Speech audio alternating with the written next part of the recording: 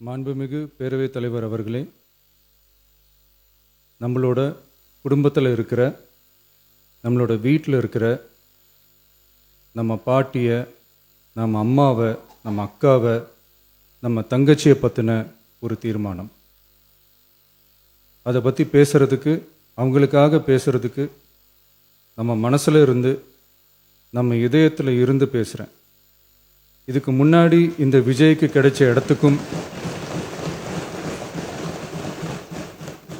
இதுக்கு முன்னாடி இந்த விஜய்க்கு கிடைச்ச இடத்துக்கும் இன்னைக்கு இந்த விஜய்க்கு கிடைச்சிருக்கிற இடத்துக்கும் மிகப்பெரிய காரணமாக இருக்கிறதுல என்னோட பாட்டி, அம்மா, அக்கா, தங்கச்சிங்க தான்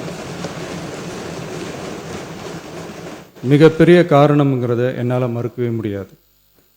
அந்த நன்றி விசுவாசத்தோட, அப்படி ஒரு உணர்வோடு தான் இப்போது எங்கே நின்று பேசுகிறேன்.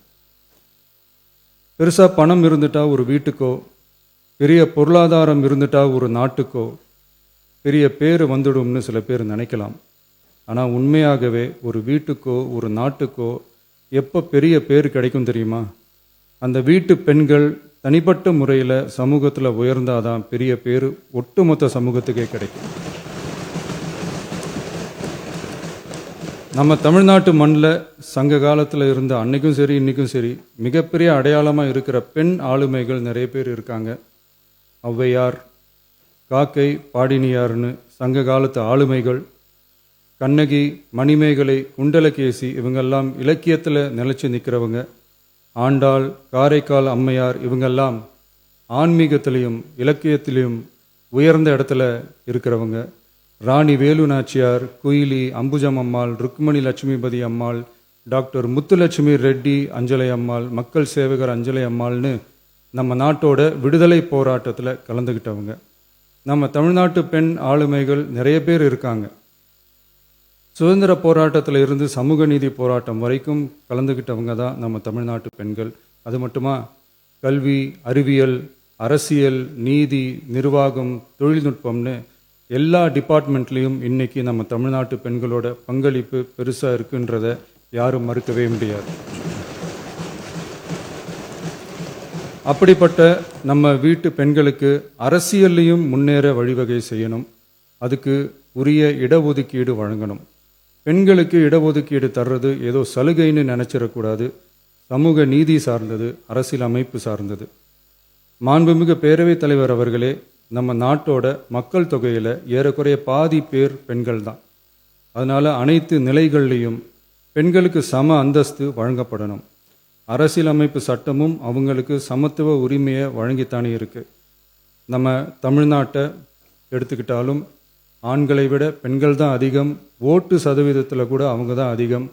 ஆனால் அவங்களுக்கான அரசியல் இடம்னு பார்த்தா 2021 சட்டசபையில் 12 பெண்கள் இருந்தாங்க.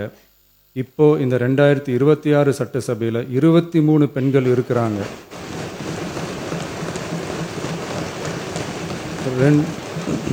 ரெண்டு மடங்கு ஆகி இருக்கு. ஆனாலும் சதவீத கணக்குப்படி பெருசாக உயரலை. மாண்புமிகு பேரவைத் தலைவர் அவர்களே, ஒன்றிய அரசு 2023 ஆண்டு மக்களவை, அனைத்து மாநில சட்டமன்றங்கள் மற்றும் டெல்லி யூனியன் பிரதேச சட்டமன்றத்தில் பெண்களுக்கென 1/3 தொகுதி ஒதுக்கீட்டை கட்டாயமாக்கி 106வது அரசியல் சாசன திருத்த சட்டத்தினை 2023 செப்டம்பர் 28 நிறைவேற்றி 2026 ஏப்ரல் 16 முதல் நடைமுறைக்கு வந்துள்ளது. இருப்பினும் மேற்படி தொகுதி ஒதுக்கீடானது மக்கள் தொகை கணக்கெடுப்பு மற்றும் அதை தொடர்ந்து நடக்கும் தொகுதி மறுவரையறை பணிகளுக்கு பிறகுதான் முழுமையாக நடைமுறைக்கு வரும் என்று தெரிவிக்கப்பட்டுள்ளது.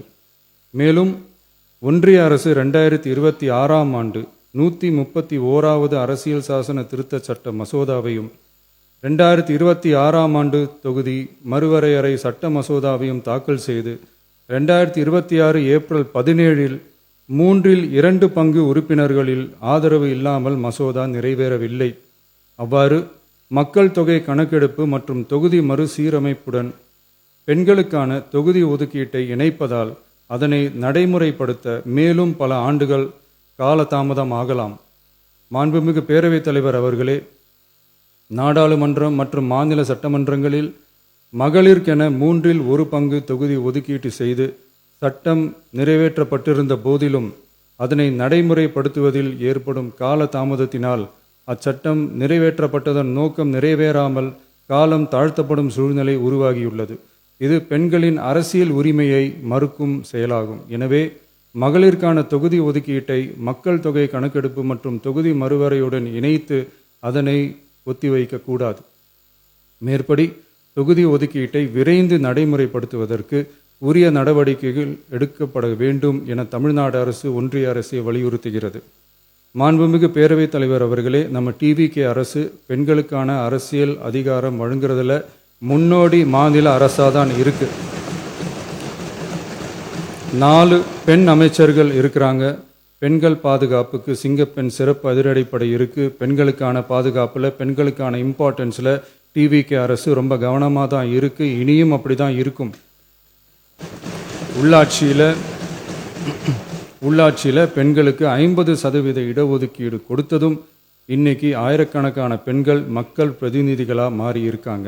அவங்களோட தலைமை பண்பும் ப்ரூவ் ஆகி இருக்கு. அதே மாதிரி பெண்களோட வெற்றியை சட்டமன்றத்திலையும் பார்லிமெண்ட்லேயும் எக்ஸ்டெண்ட் பண்ண வேண்டிய நேரம் வந்துருச்சு.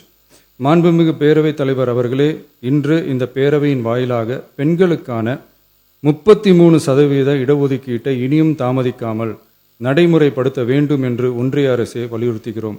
இது பெண்களுக்கான சலுகை இல்லை, இது அவர்களுடைய ஜனநாயக உரிமை. இது ஒருவருக்கான வெற்றி அல்ல, இது இந்திய ஜனநாயகத்தின் வெற்றி. ஒரு பெண் அதிகாரம் பெறும்போது ஒரு குடும்பம் உயர்கிறது. ஆயிரக்கணக்கான பெண்கள் அதிகாரம் பெறும்போது ஒரு நாடே உயர்கிறது.